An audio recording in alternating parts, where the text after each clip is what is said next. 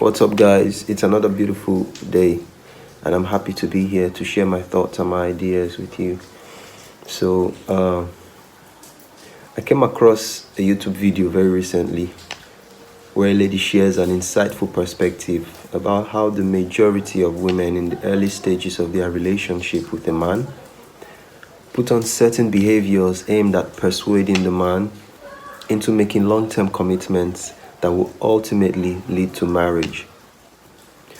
So they display certain characteristics that they believe would appeal to the man and ultimately lure him into making the decision to tie the knot with them. And then once this goal is achieved, she relaxes, lets down her guards, effectively loses interest as the years go by.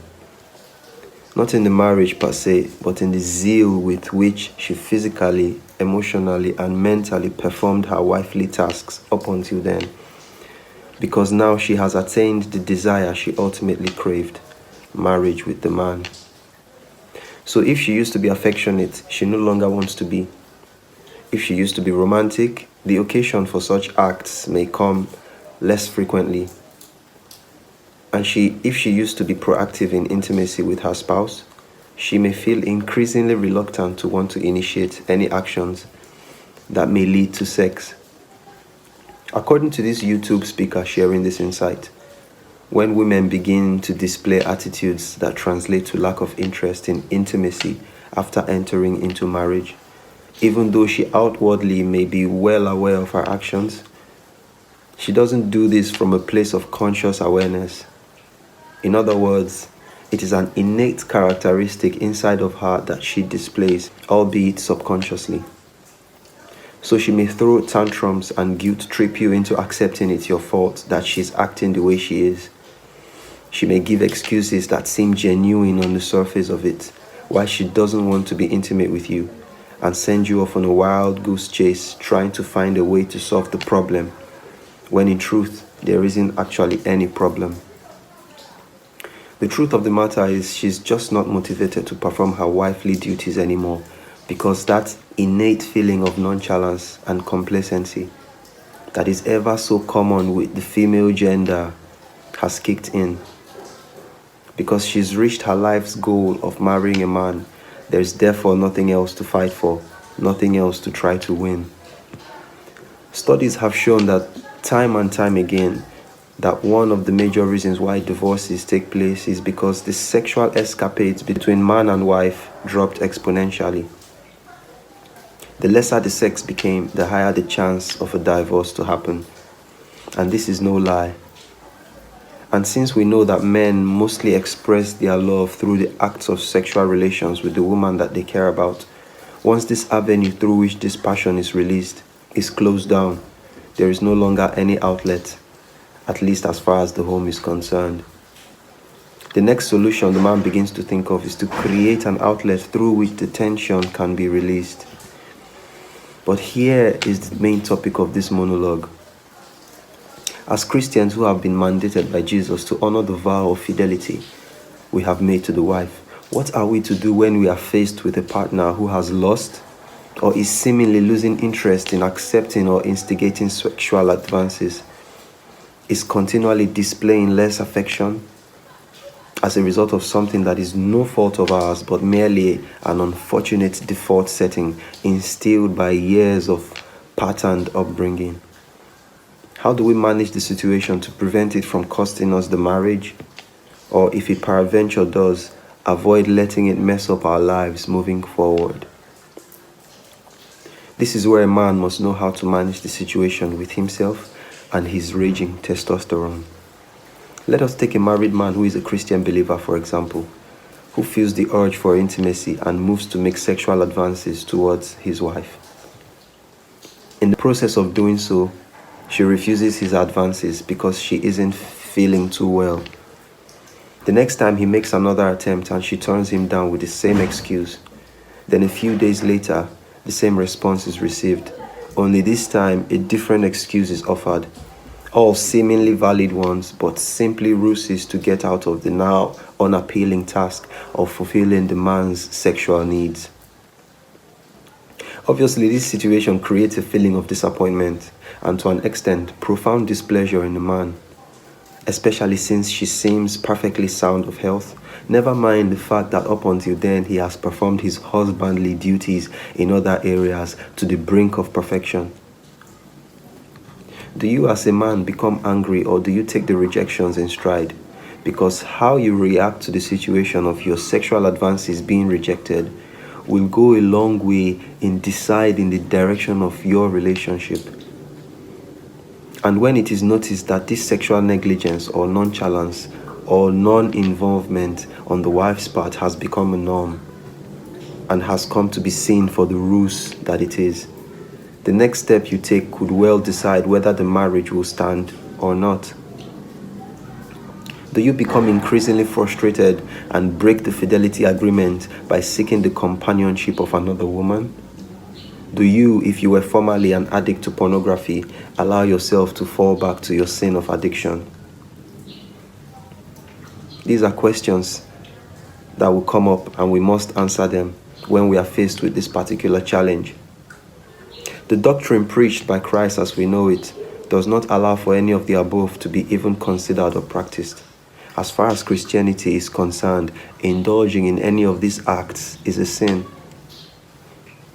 So as a Christian brother who may have found himself cut off from an intimate connection with wife, what can be done? We do know for sure that Jesus says the one ground upon which divorce should be considered or effected is infidelity. And for as long as a couple is sexually active, then ideally the tendency for there to be infidelity is simply not there. This invariably means that the moment one party begins to default from keeping this godly arrangement active, thereby upsetting the setup, they are effectively aiding and abetting the partner's infidelity. But this is no excuse to rush off into another woman's arms. This is no excuse to act angrily. For men who were once addicts to porn and masturbation, but have forced themselves over the years to become free from its stronghold, this is no excuse to go back to using pornography and waking up the dead life of addiction that you had once laid to rest. Instead, this is the time to channel all that energy, sexual, emotional, and as the case may be, into other areas of your life that promote fulfillment and purpose. This is the time to draw closer to God. This is the time to pray more, to study the Bible more. This is the time to spend more time with the kids. This is the time to clean the garage, mow the lawn. Not cleaning or mowing because you are trying to make her happy. No, far from it. Not cleaning or mowing because you are trying to win her over or soften her resolve. Because the truth is there is nothing to win over. Neither is there any resolve to soften. But because your energy simply must go towards positive productivity that is spiritually uplifting and mentally rewarding. Of course, it begs the question, will this get your wife to drop her ruses and cause her to regain back some keenness to be sexually involved?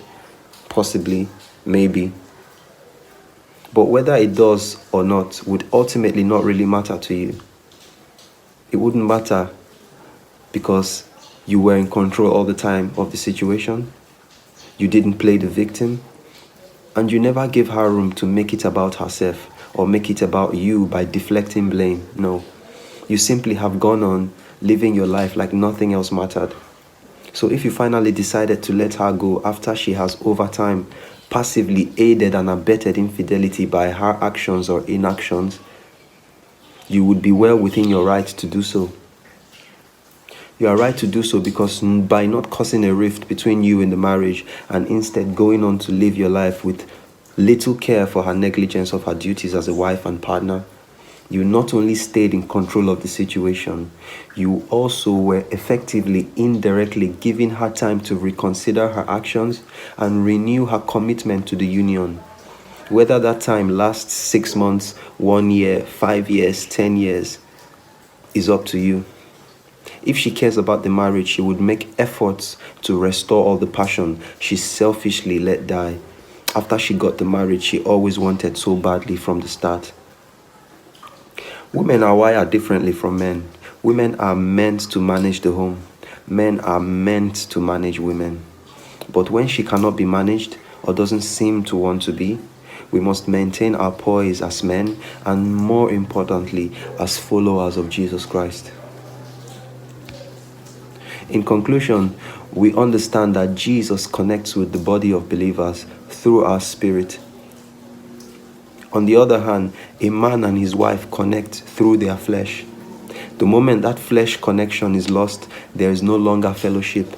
And where there is no fellowship, separation becomes increasingly inevitable. Therefore, as a man, it is imperative to always be in control and not be rattled by the feelings of unfulfilled sexual desires. And this is especially for men who have struggled with breaking free of their addiction to porn. You must never revert back to the old ways simply because the wife has become unresponsive to sexual advances. The devil will try to lure you back to the old ways of sin, but we must be on guard to quench the fiery darts that he throws our way. So I hope this video helps you, and keep being strong in the Lord, and never give in to the sexual desires that will cause you to go back to that place of sexual bondage. I remain your friend, Nicholas, and I hope this video helps you. I'll see you guys another time. Ciao.